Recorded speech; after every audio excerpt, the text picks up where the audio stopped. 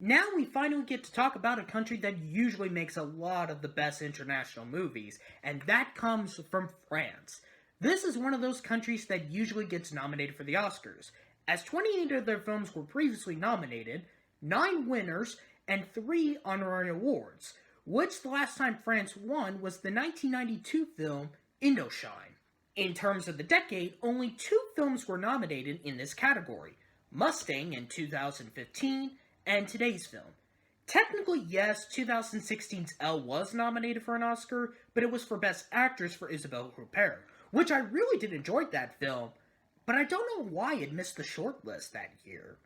But now we go into a film that premiered at the Cannes Film Festival, and what many people say, it's the wrong film that France submitted, as director Lajliv adapts his 2017 short of the same name, Les Misérables. And no, it's not based on the Victor Hugo novel. Liv's movie is about a new police officer joining with 2 others in the suburbs of Paris, where a majority of poor minority population resides. The 3 had to investigate and find a young teenager named Issa, who stole a circus lion cub, and because of the power that officers has, one of the officers shoots him in the face to prevent him to flee. And this, of course, did not go well for the citizens and the 3 officers, so they now had to fully investigate this while making sure the civilians doesn't go too far. Now the question is, why did the director use Victor Hugo's novel as the title for his film?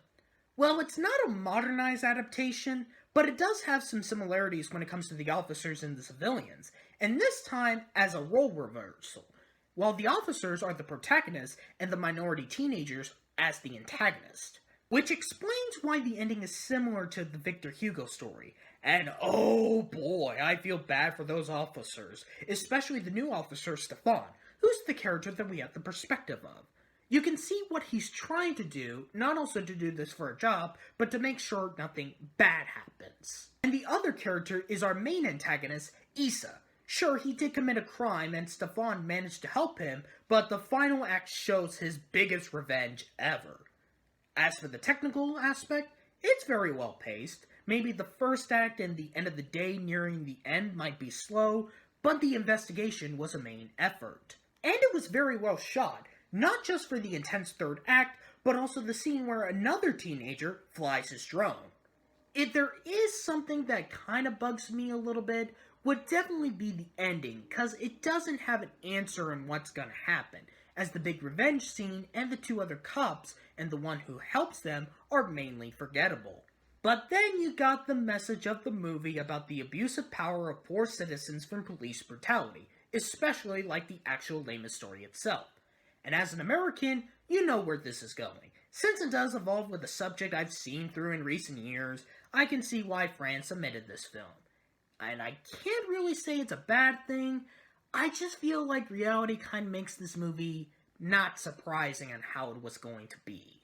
So that being said, I feel like Les Miserables might have some weak aspects to me, although it's well directed and acted, and an interesting investigation, but having similar veins to the actual Les Mis story is not surprising. I have to say what Lajliv did here well was good, but I feel like I've seen this in real life before. Now, many of you think right now that I would agree with the others and say the film that France should have submitted would be Portrait of a Lady on Fire. Well, I can't say cause I haven't seen Portrait yet. But you're going to tell me that it should have been nominated without seeing Les Miserables? You might have to watch this one in order to make your final decision. If I do get a chance to see Portrait, I might tweet about it which France film I prefer. Heck, I might even probably say I Lost My Body as of right now.